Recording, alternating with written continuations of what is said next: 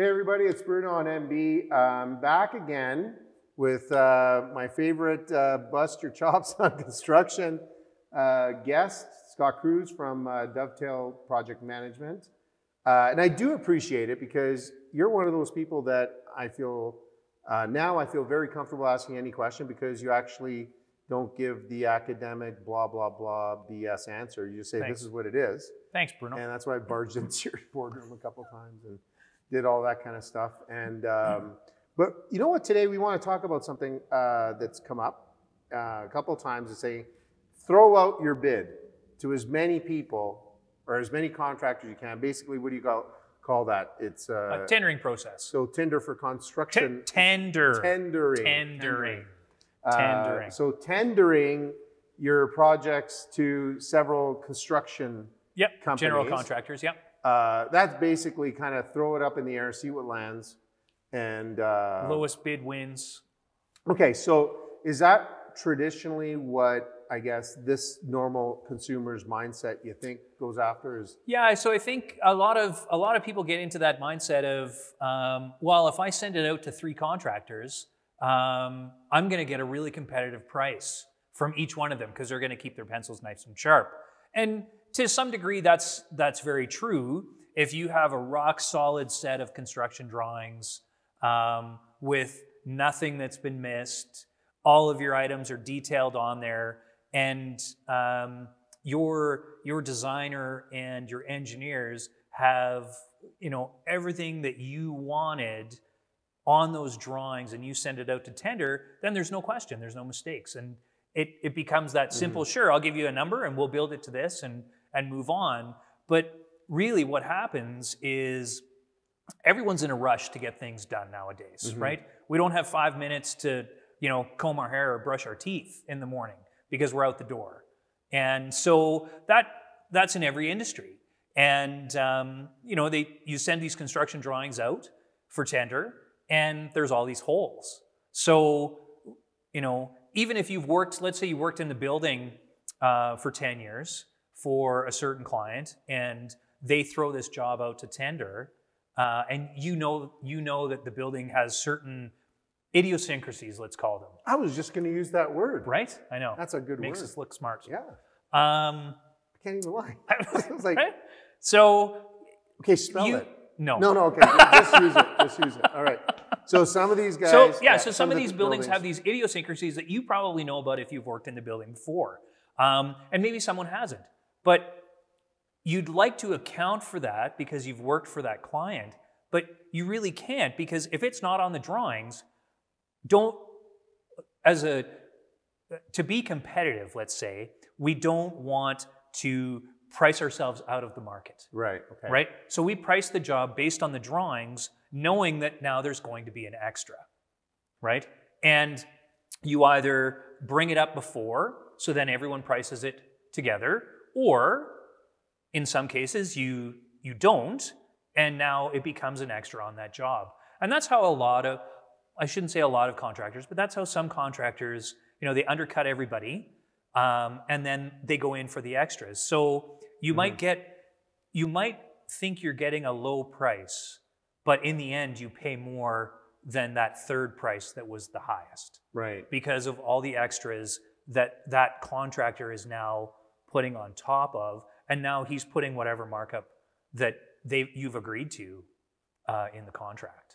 And I'm really not trying to be funny because not everything has to be serious, but it is serious. I mean, you said something that was pivotal at the beginning. I didn't want to interrupt you several times, but the number one thing is it's all fair tendering these things, I think. This is what I heard, is if you have the spec sheet of all spec sheet with your plans, with your permits, and say, bid on these 4 squares, right? And these types of screws. Let's be serious, right? I'm going to pour a cement pad in my backyard. Most people have it for patios. Italians have it for covering up evidence. Yeah. But so let's call it a covering up evidence project. And we're saying, I need some, I need 10 by 10. I need a little bit of rebar. And No, I'm going to say I need 10 by 10, yeah, cement pad. I'm not going to have this thing spec'd out to the, nth degree. I'm thinking it's anywhere between $15 and $55,000, right? Right. And so all of a sudden you're going to get the lowest bid cement guy coming over. Yep. And maybe I'm dumbing it down, but there's a lot of these projects out there. And stop me because I'm, you know, if I'm not making sense. But all of a sudden the guy goes, yeah, you know what? I'll give it to you for $10 a square foot.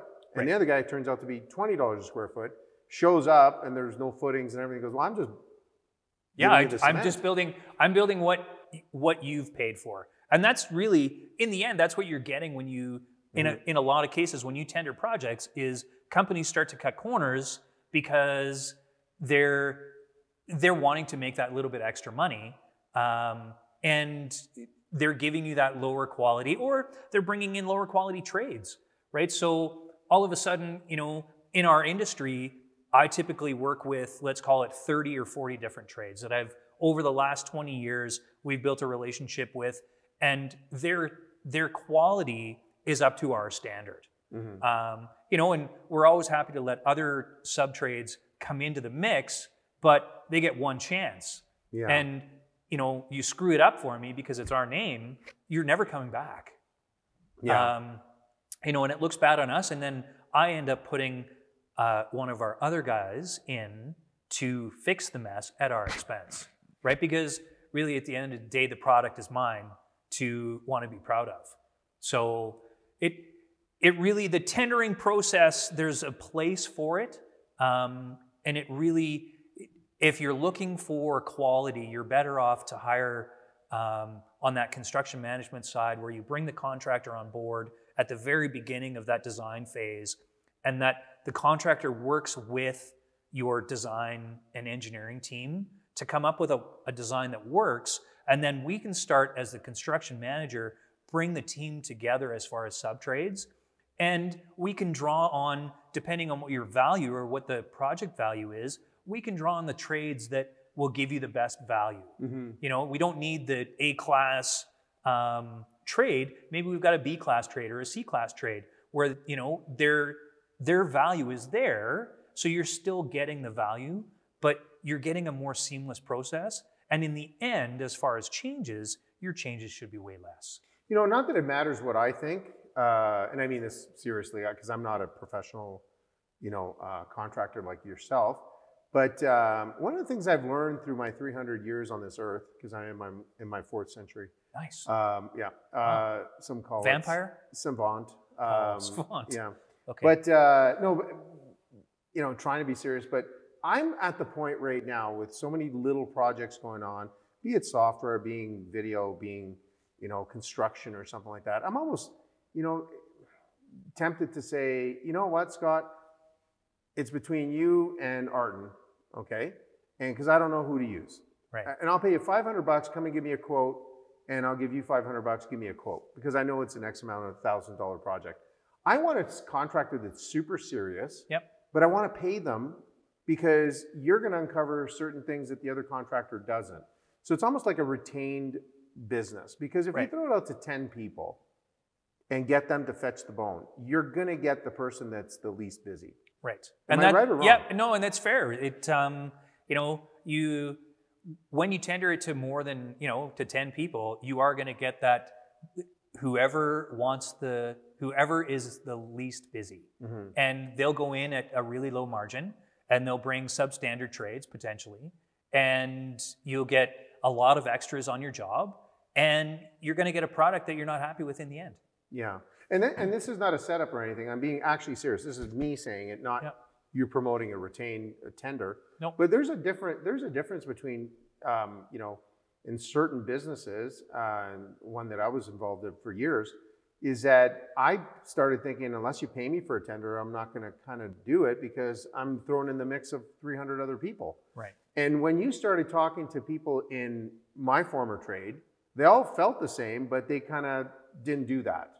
Right? Right, because it isn't the way, but I think more and more today, people are realizing that just because you tender a project doesn't mean that you're going to get the best value.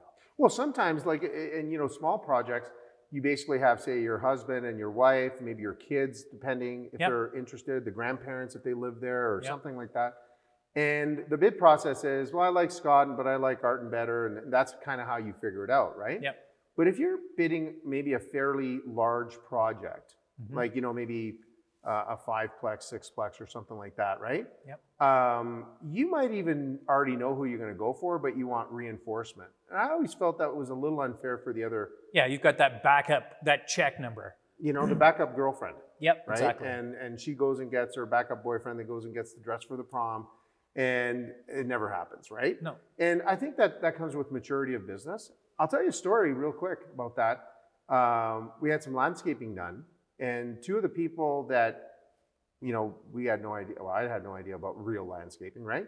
And they said, listen, just so that you know, we're going to come out there, and our minimum charge for a quote is whatever it was, $800. Right. Because they're going to leave the plans for you where the bushes go and all that stuff, right? Yeah. And at first I'm like, wow, that's not really competitive. Then I started thinking, I'm like, fair is fair. They're going to spend 8 hours, whatever they're going to do. The least I can do is pay for their plan or something like that, right? Right, and then if you don't go with them, you can take that plan. Exactly, exactly. Yeah. So do you encounter that often? Or is it mostly straight? You know, it's more and more now we see, you know, I'd rather negotiate with a client and be that person up front that's helping them through the process and make those design decisions with the designer in the construction that makes sense for the client. And maybe I hear something at a meeting that the designer doesn't hear. And I pick that up on the drawing and say, hey, look, no, I think they were thinking about this. As opposed to it coming through, most clients, when they look at a set of plans, don't really understand what they're looking at unless they've done it 10 or 15 times. Yeah, but how many times are you going to pour cement in your backyard? Right, exactly. Right? Yeah, well, it depends on how many people. You know, besides that, yeah. Right? So not very often. Yeah. No, right? But how many times are you going to build a new sunroom? A couple of, maybe once or twice in your lifetime, right?